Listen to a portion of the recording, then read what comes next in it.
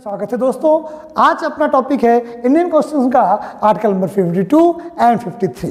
दोस्तों मैं जानता हूं कि इस इंडियन कॉन्स्टिट्यूशन की क्रमबद्धता से कभी कभी जो मेरे रेगुलर व्यूअर हैं उनको एक तरह की बोरिंग सी महसूस होती होगी, लेकिन मैं इस बोरिंगनेस को बनाए रखना चाहूँगा, क्योंकि अगर हम YouTube में एक क्रमबद्धता को नहीं बनाए रखते हैं तो निश्चित है कि फिर वो कभी भी सिलेबस कंप्लीट नहीं होता और एग्ज़ाम में आपको उतने बेहतर रिजल्ट्स नहीं आते हैं।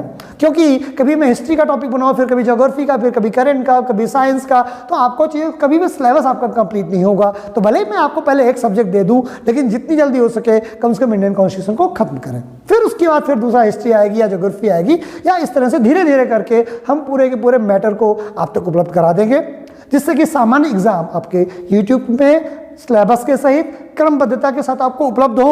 उससे ज़्यादा गहरा पढ़ना हो, मैं मजाक में कहता हूँ, तो फिर आपको सिविल के लिए या इससे गहरा अध्ययन करने के लिए मेरे पास फिजिकली आना होगा। वर्चुअली आपको जितना हो सकता है मैं आपको उपलब्ध कराने का ईमानदारी से प्रयास कर रहा हूं। आपका समय ज़्यादा वेस्ट न करते हुए मैं बात करता हूं इंडियन कॉन्स्टिट्यूशन में आर्टिकल नंबर 52 की। इंडियन कॉन्स्टिट्यूशन में आर्टिकल नंबर जो 52 कहता है कि भारत का एक राष्ट्रपति होगा, यानी भारत में एक ऐसी सरकार होगी जिसमें देश का राष्ट्राध्यक्ष एक प्रेसिडेंट होगा। इससे क्लियर ये कर दिया गया कि भारत में अब कोई भी पद पीयूष से लेकर के राष्ट्राध्यक्ष तक का किसी एक व्यक्ति के लिए या किसी एक परिवार के लिए या किसी एक समाज के लिए रिजर्व नहीं होगा। इतनी सी बात समझ में आई। फिर हम लोग इसके आगे बात करते हैं और ये देखते हैं ऐसा किया क्यों गया, क्योंकि भारतीय संविधान में ये बात तय कर दी गई। क्या तय कर दिया गया कि कोई भी पद किसी एक व्यक्ति की या किसी एक परिवार की बपौती नहीं होगी। दोस्तों अब हम बात करते हैं इंडियन कॉन्स्टिट्यूशन का आर्टिकल नंबर 53 की। 52 यहाँ पर बहुत छोटा सा मैंने कंप्लीट कर दिया। इसके जब हम 53 में बात करते हैं तो क्या कहते हैं कि भारत में संघ की कार्यपालिका शक्ति राष्ट्रपति में निहित होगी, यानी भारत में जितनी भी एग्जीक्यूटिव अधिकार हैं वो राष्ट्रपति के पास होंगे। मैं पिछले वाले वीडियो में आपको बता चुका हूं कि कार्यपालिका शक्ति का यहाँ क्या मतलब है। कार्यपालिका शक्ति वो शक्ति है जो सरकार बनाए गए नियमों को एग्जीक्यूट करवा सके। तो संघ की कार्यपालिका शक्ति राष्ट्रपति में निहित होगी और वह इसका प्रयोग इस संविधान के अनुसार स्वयं या अपने अधीनस्थ अधिकारियों के द्वारा करेगा। यानी भारत में जितनी भी कार्यपालिका शक्ति है वो राष्ट्रपति के द्वारा ही नियंत्रित की जाएगी या राष्ट्रपति के द्वारा ही की जाएगी। लेकिन संविधान में जब ये बात कही गई कि राष्ट्रपति स्वयं करेगा या अपने अधीनस्थ अधिकारियों द्वारा किएगा, तो पेच यही फंस जाता है, क्योंकि भारत में लोकतंत्र है और लोकतंत्र में जो जनता द्वारा चुनी गई सरकार होती है उसके पास वास्तविक शक्तियां होती हैं। तो इन रियलिटी कार्यपालिकी शक्ति का अधिकार सरकार के पास ज़्यादा रहा। क्यों? यहाँ पर जो अधीनस्थ अधिकारी है वो मिनिस्टर्स के लिए अधीनस्थ अधिकारी शब्द का प्रयोग किया गया है। यहाँ पर मिनिस्टर का मतलब अधीनस्थ अधिकारी है, अधीनस्थ अधिकारी का मतलब मिनिस्टर से। यहाँ IAS PCS जैसे ब्यूरोक्रेट अधिकारी मिनिस्टर्स के रूप में कतई नहीं आते हैं। तो हम क्या जानते हैं कि भारत की में जो संघ की कार्यपालिका शक्ति है वो राष्ट्रपति में निहित होगी। ये एक आदर्श बात है। इन प्रैक्टिकलिटी जो संघ की कार्यपालिका शक्ति है वो भारत के प्राइम मिनिस्टर के पास और उसकी कैबिनेट के पास होती है। ये जो प्राइम मिनिस्टर उसकी कैबिनेट है, कॉन्स्टिट्यूशनल लैंग्वेज में इसे हम अधीनस्थ अधिकारी कहते हैं।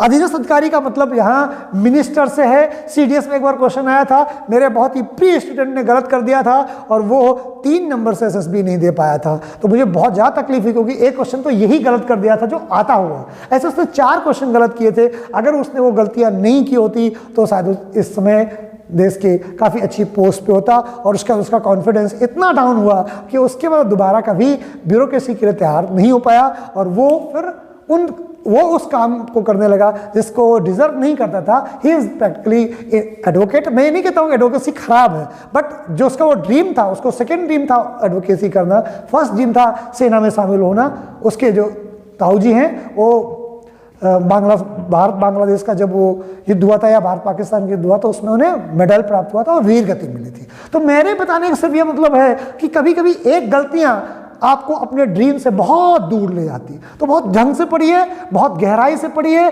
बहुत अच्छा चिंतन करिए, तभी चीज़ें आपको वहाँ तक बेहतर ले जाएंगी। तो मैंने बताया कि जो संघ की कार्यपालिका शक्ति है वो राष्ट्रपति में निहित होगी और उसका प्रयोग वह संविधान के अनुसार स्वयं अपने अधीनस्थ अधिकारियों द्वारा करेगा। ये 53(1) में कहा गया है।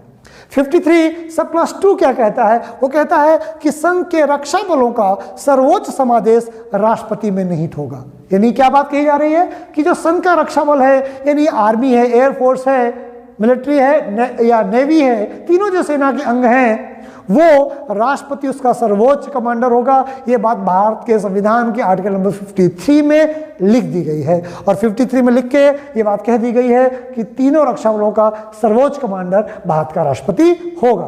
उसके बाद तो अगली बात कही गई है वो 53(3) में कही गई है क्या कि जो राज्य सरकारें हैं वो राज्य सरकारों की क्या स्थिति होगी। भाई जो एग्जीक्यूटिव बॉडी अगर आप देखें, जो ये कार्यपालिका शक्ति है, इसे संघ और राज्य की कार्यपालिका शक्तियों में बांटा गया। और अगर इसका तीसरा डिवीजन करें तो लोकल बॉडीज भी एग्जीक्यूटिव बॉडीज का ही एक हिस्सा है। तो हम बात कर रहे हैं कि जो संघ की कार्यपालिका शक्ति, राज्यों की कार्यपालिका शक्ति और लोकल बॉडीज की कार्यपालिका शक्ति, तो कह रहे हैं कि जो संघ की कार्यपालिका शक्ति होगी वो तो राष्ट्रपति में निहित होगी, लेकिन जो राज्यों की कार्यपालिका शक्ति है वो कहाँ निहित होगी? वो राज्यपालों के पास होगी। भारत के संविधान में आर्टिकल नंबर 53 में तो केवल ये कहा गया है कि राज्य सरकारों को प्रदान किए गए कृत्य, देखिए हम ये नहीं कह रहे कि सारे कृत्य, जो कॉन्स्टिट्यूशनली राज्य सरकारों को कृत्य प्रदान किए गए हैं वो कृत्य राष्ट्रपति को अंतरित नहीं माना जाएगा। यानी भारत के संविधान के अनुच्छेद 53 में बात कह दी गई है कि जो एग्जीक्यूटिव बॉडी में उसके जो ब्रांचेस हैं, यानी राज्य सरकारें या लोकल बॉडीज, वो राष्ट्रपति के डायरेक्ट अधीन नहीं आएंगे।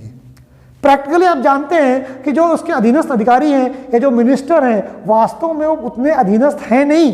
राष्ट्रपति सिंबॉलिक रूप से इन अधिकारों का उपयोग करता है। कुछ अधिकार जो फिक्स कर दिए गए हैं, जैसे कि संसद में किसी भी सरकार को या किसी पार्टी को बहुमत न प्राप्त हो और उसके बाद राष्ट्रपति किसको बुलाएगा, बहुमत दल का नेता कौन होगा, यह निर्णय राष्ट्रपति के स्वविवेक पर निर्भर है। तो इस तरह के जो निर्णय हैं, इस तरह की जो बातें हैं, राष्ट्रपति स्वयं उसका उपयोग, उन अधिकारों का उपयोग करता है। उसके साथ साथ जो कॉन्स्टिट्यूशन में दूसरी बातें लिखी गई हैं उसमें राष्ट्रपति उन अधिकारों का उपयोग नहीं करता है बगैर केंद्र की सरकार के सहमति से या केंद्र सरकार की बगैर रिकमेंडेशन पर। तो प्रैक्टिकली दूसरी चीजें हैं, बट एक सिंबॉलिकली आप देखेंगे कि जो आर्टिकल 53 है वो क्या कह रहा है कि जो संघ की कार्यपालिका शक्ति है वो राष्ट्रपति में निहित है। राष्ट्रपति या तो उस कार्यपालिका शक्ति का उपयोग स्वयं करेगा या फिर वो अपने अधीनस्थ अधिकारियों के माध्यम से करवाएगा, तथा वो तीनों सेनाओं का प्रमुख होगा। ये 53(2) में कह दिया गया है। तथा राज्य की जो सरकारें हैं वो इन अधिकारों का उपयोग राज्यपाल के लिए करेंगी। राज्य की सरकार राष्ट्रपति के लिए प्रत्यक्ष रूप से उत्तरदायी नहीं है, या राष्ट्रपति के जो अधीनस्थ अधिकारी हैं उसमें राज्य सरकार के जो मिनिस्टर्स और राज्य सरकार के जो चीफ मिनिस्टर्स हैं वो अधीनस्थ अधिकारियों में नहीं आएंगे। ये बात आर्टिकल नंबर 53(3) में कह दी गई। दोस्तों आज मैंने आपको 52 और 53 न्यूनतम समय पर बताने का प्रयास किया है। मुझे उम्मीद है कि आर्टिकल नंबर 53 और 52 जिसमें उतना थोड़ा सा समझना है आपको समझ में आया होगा और आप इस वीडियो को देख करके थोड़ा सा उत्साहित और ज्ञानवर्धित महसूस करेंगे, जिससे कि मेरी की गई मेहनत आप तक, आपको परीक्षा तक ले जाए या आपके ज्ञान का वर्धन करे। क्योंकि भारत के संविधान को जानना प्रत्येक भारतीय नागरिक का न केवल अधिकार है बल्कि उसका ये कर्तव्य भी है, क्योंकि अगर आप भारत को जानना चाहते हैं तो भारत के संविधान को महसूस करना ही होगा। दोस्तों मुझे उम्मीद है कि ये आर्टिकल्स आपको समझ में आए होंगे। आज मैं अपना वीडियो यहीं समाप्त करता हूं। नेक्स्ट वीडियो तक के लिए नमस्कार, जय हिंद।